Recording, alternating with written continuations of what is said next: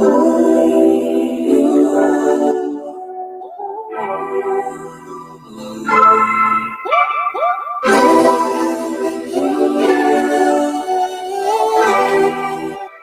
am R1 Cameron, and this is The Conduit. It is Tuesday, April 27th. It is Tuesday. How do I know? We're in both sides. Gotta be Tuesday. And let me tell you. So I tell people Monday is my favorite day, and Monday was crazy. Crazy busy, but crazy good. Met some new people. One of those people you will meet tomorrow. I will be interviewing them on the podcast. I have switched up the questions and sent the questions to the gentleman. And he said, you know what? I thought you were going to send these a little bit earlier. I need a little bit more time to prepare. Can I come on tomorrow? I'm like, yeah, sure. Come on tomorrow. Right. So they've increased from about 10 questions to 18, and they're a little bit tougher, I think, to answer. So he will be on tomorrow night. We're looking forward to that. But I enjoyed meeting these two brothers yesterday. I look forward to seeing what they do here in Kitsap. Should be pretty amazing. But I wanted to come on for a little bit. There's so many other things that I had planned. As I said, Monday was just a really crazy day for me. Busy in a really good way. So I love being busy and interacting with folks and getting things accomplished, having conversations. And so that happened. And Tuesday came up, and, you know, plans are set and made, and you've got an idea of how things are going to go. And then they don't, you know, kind of play out the way that you intended. And to that end, you don't know what your day is going to be like when you wake up the next day, or if you wake up the next day. So definitely always blessed to have another day to try to get it right, to try to do better. It's definitely not perfect. But in our society right now, it can be potentially dangerous and potentially fatal for interactions with law enforcement. And that happened today in a pretty serious domestic dispute where this easily could have been a situation where we're talking about another dead Black man. Easily could have been the case today. And so I think it's important that although we have a lot of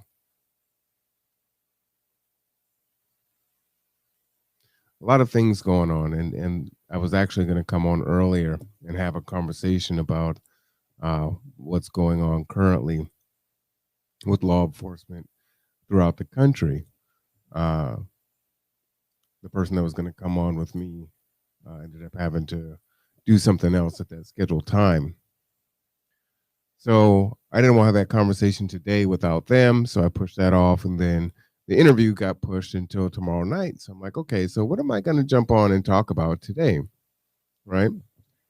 And so, I'm trying to stay up on current events and seeing what's happening. And I'm like, man, just so much negativity in the midst of some of the positive things that are going on, and things that I can't share yet, or things that aren't mine to share. So, he kind of held back from sharing those things. But there's so many just really bad things that are happening in the world. It's like, well, what do you talk about? Do I want to come on and talk about some element? And, when you're consuming this, when you're living it, you don't want to stay in a negative space, all the time. Or it's not good to stay there. It's good to find ways out of that so that you have some balance And as I was talking about on, um, the Great Give last Tuesday, self care for me is a thing that I don't do well, and a thing that I do need to work on. So I'm thinking, the time is going later and later. I was like, oh man, what are you going to talk about? You could talk about this, you could talk about that. It's like, man, it's all negative. And I thought about it, and I'm like, well, wait a minute. You had this interaction today with law enforcement, and as I said before, this could have played out in a very different way, and it very well could have resulted in one or two um, men dead, right, or injured, um, and that didn't happen. And so, you have to call those things out. And I think sometimes we get concerned with, there's an issue that we need to speak out against, that we need to bring light of. And in that, and it doesn't matter what side you're on in those issues, you may decide, you know what, I cannot um, give the other side any kind of credit or acknowledge any kind of good, acknowledge maybe a point that you agree with, or that or a counterpoint that's actually correct, because it might water down your argument. And as I said before, then that's not really being intellectually honest, you know. And I feel that we are, and not that everyone is going to have intelligent conversation, but, for the most part, um, if you're having a conversation, should be nuanced enough to say, hey, you know what, this is my position. This is how I feel. Here are the facts that support my position. But if you are able to provide an opinion or a fact that is something that I agree with, then there's no harm in acknowledging that. I think that you should, right? And the hope would be that folks that may feel different than you are able to do that also. And again, we're talking about folks that actually want to have an honest dialogue, right? People that are stuck in either side of their corners and aren't going to hear anything the other side says. We're not talking to those people. We're not having conversations with those people. So it's a moot point, right? But there was a domestic call today.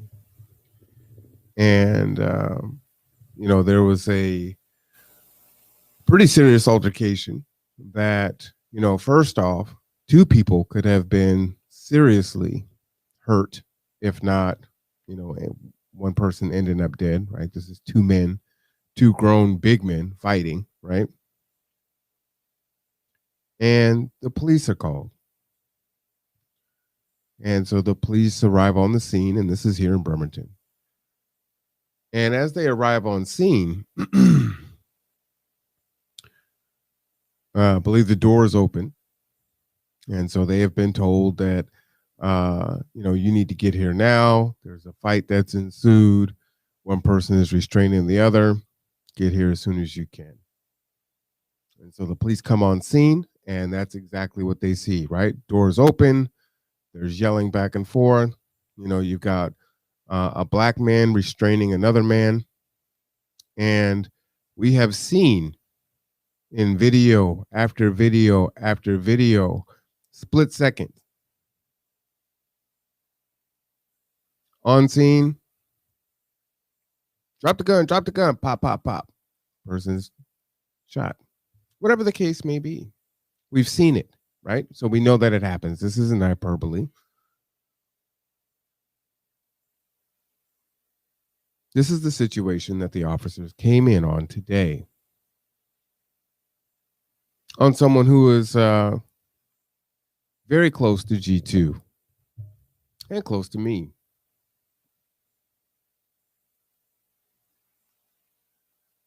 The police didn't shoot him.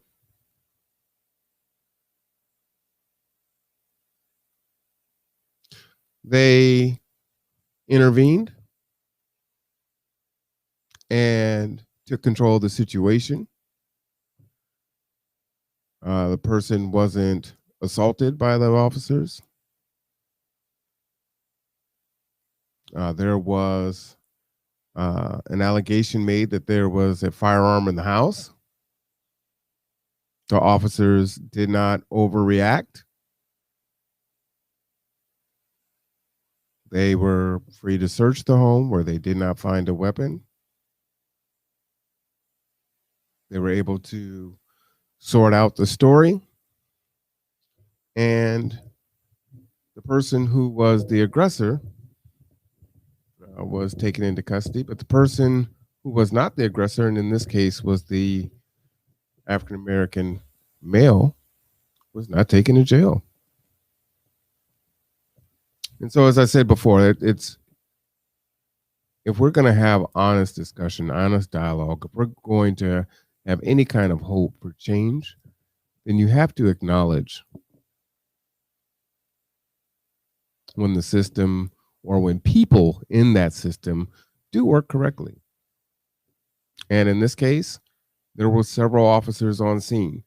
Uh, I didn't get the officers' names, as by the time I showed up on scene, one of the people were in handcuffs and having conversations with someone else. But there are like 4 or 5 cop cars out there, 5 or 6 officers. So a shout out to the Bremerton PD and the way that they took control of the situation uh, that didn't result in something that we saw in the news. They were calm and friendly. Um, they weren't hostile. They asked their questions. They were respectful. Um, and I think it was excellent police work. And so I want to give them credit for that. I think that's really important, right?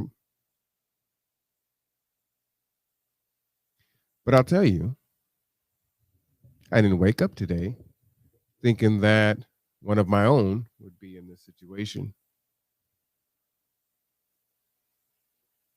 I didn't wake up today thinking one of my own would be in that type of situation that could have gone in that direction. It was the middle of the day. Maybe that helped. High visibility. This could have happened in the middle of the night. This could have happened, you know, um, spirits could have been involved, right? Situation could have been so different, which could have changed and altered the outcome within a split second. So I think it's definitely a model on good police work, getting to the scene, securing the scene, and not overreacting, over policing, being ultra aggressive, and making things worse. So again, shout out to the Bremerton Police Department for their work today.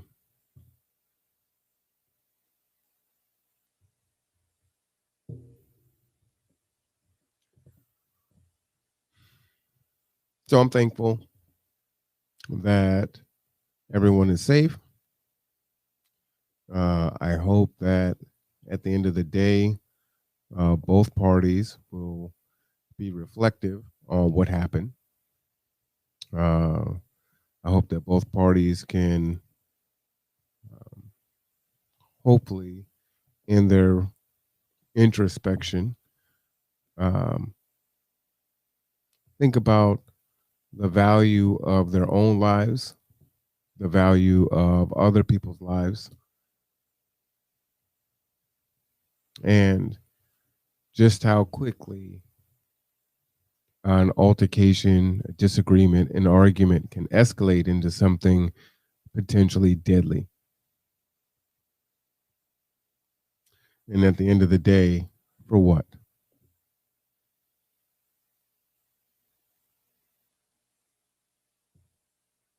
And so I don't know all the particulars, but I think that ultimately this altercation has been brewing for a while. But the tipping point was, I think, pizza crust on the carpet. When you go back and you tell the story of what happened, George Floyd ends up murdered for a counterfeit $20 bill that he may not have even tried to pass himself.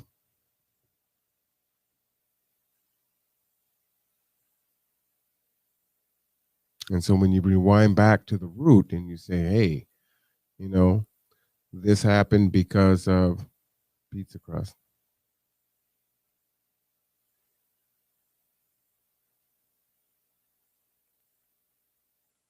So I hope that they're able to, as I said, have some introspection, think about it. What could have been done differently? How could, they have maneuvered through the situation in a way that it didn't get to that point? Checking some of their blind spots. So I think that could be tremendously helpful going forward. We are definitely in uncertain times. And I believe that as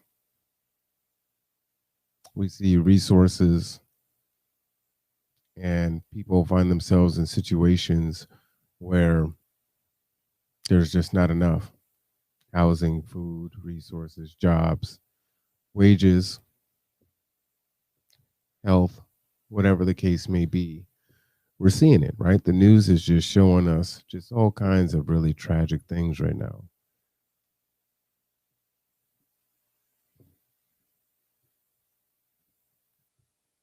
So it's incumbent upon us to work even a little harder to keep it together, stay focused,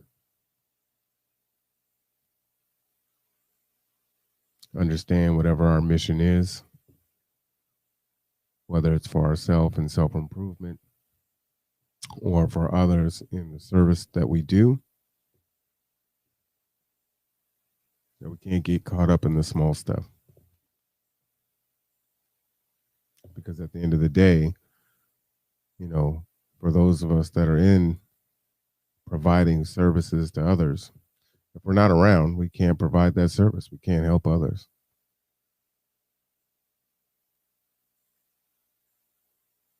So I wanted to jump on just really quick and share that story because I thought it was a good story and a necessary story. And in all the darkness, there has to be some light, right? And we need to see and elevate those examples of light. Because if we don't do that, then we just kind of stay swimming in the dark. And that's not good. So definitely very appreciative. Like I said, no idea my Tuesday was going to involve that, but it did. I'm glad that everyone is physically safe. And, mental health counseling is definitely beneficial. I encourage everyone to look into it. We focus on our bodies, we don't always focus on our mind. If you need us, gather together, grow together. 360-373-3000. Give us a call. We will be participating Saturday in the Super Saturday, May 8th. Saturday, May 8th, 10 a.m. to 3 p.m. There's going to be lots of resources, health fair, food truck, and more. And if you would like to be vaccinated, you'll be able to get vaccinated on that day. As I said before, transportation will be free. Give us a call. We will get you to the event and back from the event. 1, 2, 3, 4.